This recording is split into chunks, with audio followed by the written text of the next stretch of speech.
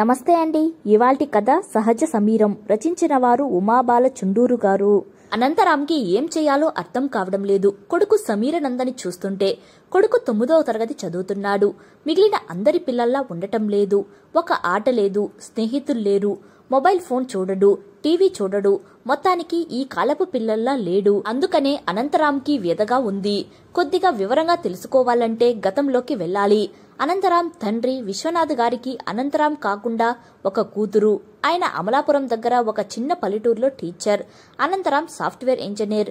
అనంతరాం తండ్రి శిక్షణలోనే ఇంటర్ తరువాత ఎంసెట్ కోచింగ్ తీసుకున్నాడు. తండ్రి ఒకటే చెప్పాడు అనంత్కి, నువ్వు ఇంటర్లోని నీ సబ్జెక్ట్స్ లో పర్ఫెక్ట్ గా ఉంటే చాలు.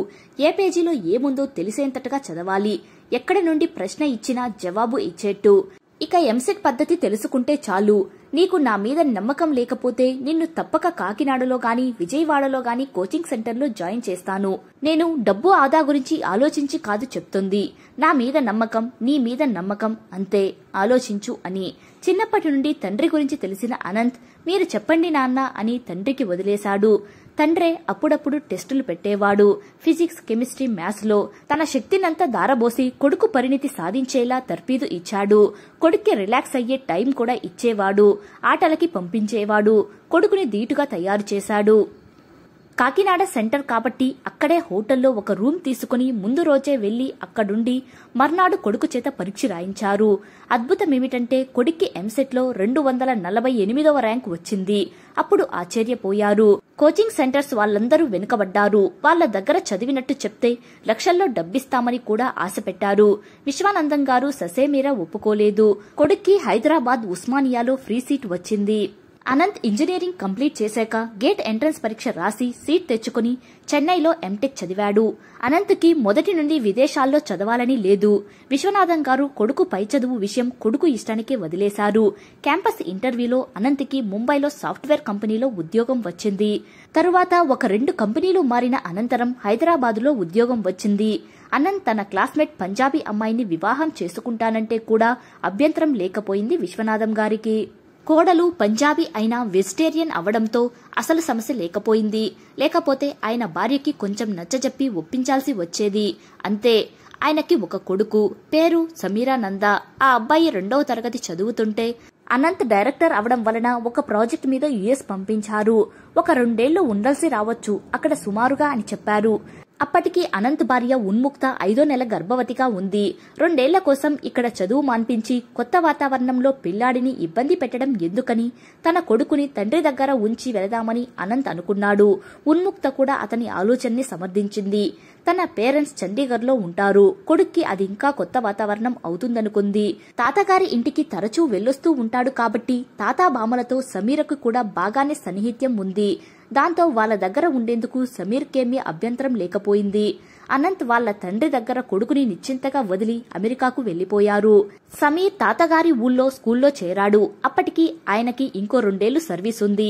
మనవడితో వాళ్లకి కాలక్షేపం బాగా ఉండేది. సమీర్కి కూడా ఆ ఊరు, పరిసరాలు, పచ్చదనము, చెరువులు, కాలువలు బాగా నచ్చేశాయి. ఇంటికి వచ్చి హోంవర్క్ చేసుకుని బాగా ఆడేవాడు పిల్లలతో. ఈలోపు అమెరికాలో అనంత్కి ఆడపిల్ల పుట్టింది. విశ్వంబర అని తండ్రి పేరు కలిసి వచ్చేట్టు పెట్టారు. విశ్వనాథం గారు ఒక 4 పిల్లలకు ట్యూషన్ చెప్పేవారు.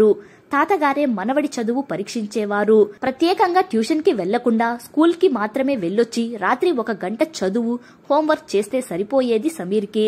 స్వతహాగా చురుకైన వాడవడంతో ఎక్కువ కష్టపడాల్సిన అవసరం లేకపోయేది. కాన్సెప్ట్ ని ముందు బాగా అర్థం చేసుకుని నీకు అర్థమైనది నువ్వు స్వంతంగా రాయి. టీచర్ చెప్పినట్టే మక్కీకి మక్కీ బట్టి పట్టి రాయనవసరం లేదు అని చెప్పేవారు ఆయన. చిన్న చిన్న కథల పుస్తకాలు ఇంగ్లీష్లో తెలుగులో ఉన్నవి తెచ్చి ఇచ్చేవారు చదవమని. నెమ్మదిగా కథల పుస్తకాల నుండి మంచి మంచి పుస్తకాలు చదివే స్థాయికి వచ్చాడు. తర్వాత లైబ్రరీకి వెళ్లి గంటలు గంటలు ఉండేవాడు సెలవు రోజుల్లో. అది అలవాటుగా మారిపోయింది సమీర్కి. అనంత్కి ఆఫీస్ పని పొడిగించారు. ఇంకో 3 ఏళ్లు ఎక్కువ ఉండాల్సి వచ్చింది. ఫోన్లో మాట్లాడుతూ ఉండేవాడు కొడుకుతో, తండ్రితో. విశ్వనాథం గారు రిటైర్ అయిపోయారు. ఆయన దగ్గర చాలా పాత మోడల్ ఫోన్ ఉండేది. ఫోన్ మాట్లాడడానికి మాత్రమే పనికొచ్చేది. కొత్త మోడల్ ఫోన్ కొనమన్నా ఆయన కొట్టి పడేసేవారు ఆ మాటని. ఇంట్లో ల్యాండ్లైన్ ఫోన్ ఉంది, బయటకు వెళ్తే ఈ ఫోన్ చాలే అనేవారు. సమీర్కి కూడా ఈ ఫోన్ మీద వ్యామోహం ఉండేది కాదు. సమీర్ 8వ క్లాస్కి వచ్చాక అనంత్ వాళ్ళు తిరిగి వచ్చేశారు హైదరాబాద్కి. ఆ ఏడాది ఎగ్జామ్స్ పూర్తవగానే సమీర్ని హైదరాబాద్ తీసుకొచ్చి మంచి ఇంటర్నేషనల్ స్కూల్లో 9వ క్లాస్లో చేర్చారు. స్కూల్ వాళ్ళు పెట్టిన ఎంట్రన్స్ లో టాప్ గా రావడం, అనంత్ ఉన్న పొజిషన్ బట్టి సమీర్కి ఈజీగానే సీట్ వచ్చేసింది. తండ్రిని తన దగ్గరికి వచ్చేయమంటే ఆయన ఇంకొంతకాలం పోయాక వస్తాంలే అన్నారు. ఆయనకి ట్యూషన్, స్నేహితులతో కాలక్షేపం బాగానే అవుతుంది. ఒక పల్లెటూరులో దగ్గరగా ఒక 6 ఏళ్లు ఉండి రావడం వలన సమీరే ఇంకా ఇక్కడ స్కూల్ వాతావరణానికి పిల్లలకి అలవాటు పడలేదు. స్నేహితులు ఎవరూ ఏర్పడలేదు. ఎలా తెలిసిందో, ఒక ఆదివారం తండ్రి బయటకు వెళ్లినప్పుడు అబిడ్స్ వెళ్లి అక్కడ రోడ్డు పక్కన అమ్మే సెకండ్ హ్యాండ్ పుస్తకాలు అన్నీ చూసి కొన్ని కొని తెచ్చుకున్నాడు. తండ్రి అలా ఎందుకురా, మామూలు షాప్కి వెళ్లి కొనుక్కోవచ్చుగా అంటే, లేదు నాన్న, నాకు పలానా పుస్తకం కొనాలనే ఐడియా లేదు. అక్కడికి వెళ్లి అన్నీ చూస్తూ పాత పుస్తకాలు కొనుక్కోవడం నాకు చాలా బావుంది అన్నాడు. ఎలా వెళ్లావు అంత దూరం? కారులో వెళ్లలేదట కదా అంటే, సిటీని చూసి చాలా ఏళ్లైంది కదా, ఒకసారి అంతా చూడాలనిపించింది. మెట్రోలో కొంత దూరము, ఆర్టీసీ బస్సులో కొంత దూరము, నడుచుకుంటూ కొంత దూరము వెళ్లాను. అలా జనాల్ని చూసుకుంటూ వెళ్తే బావుంది. వచ్చేటప్పుడు క్యాబ్లో వచ్చేసాలే అన్నాడు. అనంత్ ఏమీ మాట్లాడలేకపోయాడు. ఏ రచయిత పుస్తకాలు బావుంటాయో తండ్రికి చెప్పేవాడు సమీర్. తెలుగులో శ్రీశ్రీ తిలక్ ఇష్టమనేవాడు. శ్రీశ్రీ కవితలు కొన్ని నోటికి వచ్చినవి కూడా చెప్పాడు. హ్యారీ పోటర్ పుస్తకాలు చదివావా అని అడిగాడు అనంత్. సాధారణంగా ఆ వయసు పిల్లలు ఆ పుస్తకాలు చదివారని విని అన్నాడు అనంత్. అందుకే అడిగాడు. నాకు తెలీదు నాన్నా, బావుంటాయా అవి? ఈసారి కొనుక్కుంటా అన్నాడు. ఏ హీరో ఇష్టంరా అంటే, ఏ సినిమా బావుంటే ఆ సినిమాలో హీరో ఇష్టమనిపిస్తాడు అని చెప్పేవాడు. అమీర్ ఖాన్ సినిమాలు బావుంటాయి అంటాడు. రణబీర్ కపూర్ అందంగా ఉంటాడు, మంచి ఫిజిక్ అని చెప్పాడు. తన సహోద్యోగులు అందరూ తమ పిల్లలు ఫోన్కి, ఐప్యాడ్కి, టీవీలకి బానిసలైపోయారని, వీడియో గేమ్స్, ఇంటర్నెట్లో మునిగి తేలుతున్నారని బాధపడేవారు. మరి సమీర్ ఏజ్ పిల్లలు అలా ఉంటే వీడెందుకు ఇలా ఉన్నాడని అనుకునేవాడు. వీడు సరియైన దారిలోనే వెళ్తున్నాడా? నేను నాన్నగారి దగ్గర ఉంచి తప్పు చేశానా? ఈ పోటీ ప్రపంచంలో వీడు నెగ్గుకు రాగలడా అనిపించేది అనంతరాంకి. నా గురించి నాన్న కూడా ఇలా అనుకుని ఉంటారా? ఈసారి కలిసినప్పుడు ఈ విషయం నాన్నగారితో స్వయంగా మాట్లాడాలి అనుకున్నాడు అనంత్. అలా అని చదువు విషయంలో సమీర్ వెనకబడి ఉండేవాడు కాదు. మంచి మార్కులే వచ్చేవి. ఆటల్లో ఫుట్బాల్ ఇష్టపడేవాడు. కోచింగ్కి వెళ్లరా అంటే, కోచింగ్ ఎందుకు నాన్న, కొద్ది రోజులాగండి, నేను ఒక టీం తయారు చేసి ఆడతాను కదా అనేవాడు. టీవీ పెడితే చూడకుండా ఏదో పుస్తకం చదువుతూ ఉండేవాడు. ముఖ్యంగా ఆగస్టు 15కు, రిపబ్లిక్ డేలకు స్కూల్లో జరిగే ఏ సెలబ్రేషన్స్ కి వెళ్లేవాడు కాదు. ఎందుకురా అంటే, అబ్బా ఎండలో చాలాసేపు నిలబడాలి నాన్న, హాయిగా ఇంట్లో కూర్చొని ఒక బుక్ చదువుకుంటే హాయిగా ఉంటుంది నాకు అంటాడు. స్కూల్లో ఏ ప్రోగ్రామ్స్ పాల్గొనకపోవడం వల్లనేమో ఆ రోజుల్లో స్కూల్కి వెళ్లకపోయినా టీచర్లు గమనించడం లేదేమో అనుకునేవాడు అనంత్. స్విమ్మింగ్ నేర్చుకోరా అంటే, నేర్చుకోవడం ఏంటి నాన్న, నేను తాతగారి ఊళ్ళో కాలువలో ఈత కొట్టాను, నేను 4వ క్లాసులో ఉండగానే నేర్చుకున్నాను అన్నాడు. ఒకరోజు తోటమాలితో మాట్లాడుతుంటే చూశాడు సమీర్ని. తరువాత ఎప్పుడో తోటమాలిని అడిగాడు అనంత్, ఏమంటున్నాడు మా అబ్బాయి అని. అనంత్కి అందరి దగ్గర నుండి కొడుకు మీద అభిప్రాయం తెలుసుకోవాలని ఉంటుంది. మా పిల్లలు ఏం చదువుతున్నారని అడిగారండి బాబుగారు. నేను చెప్పాను, గవర్నమెంట్ స్కూల్లో బాబు, అక్కడే ఈళ్లే శ్రద్ధగా చదువుకోవాలి, టీచర్లు అంతగా పట్టించుకోరు, మాకేమో వాళ్ళేం చదువుతున్నారో తెల్వదు అని. బాబుగారన్నారు, ఏ స్కూల్ అయినా మంచిదే, స్కూల్ను బట్టి చదువు ఉండదు, ఎక్కడైనా ఎవరికి వాళ్ళు చదువుకోవాలి అన్నాడండి. వాళ్ళకి ఏమైనా తెలియకపోతే నా దగ్గరికి తీసుకురా, నేను చెప్తా అన్నాడండి అన్నాడు. అయ్యో బాబోయ్, సిన్నాడైనా పెద్ద ఆలోచనలండి అబ్బాయి గారివి అన్నాడు. అనంతకైతే సమీర్ తెలుగు సినిమాల్లో ముద్దు మాటలు మాట్లాడే బాలనటుల్లా అనిపించాడు. నాన్నా నాకు ఇది కావాలి కొనవా అని అడుగుతాడేమో అని చూసేవాడు అనంత్. ఏమీ అడిగేవాడు కాదు. అదేంటో ఇవన్నీ చూసి అనంత్కి దిగులు పట్టుకుంది. సైకాలజిస్ట్ ని కలుద్దామా అన్న ఆలోచన కూడా వచ్చింది, కానీ తమాయించుకున్నాడు. భార్యతో చెప్తే ఆమె అతని మాటలు కొట్టిపడేసింది.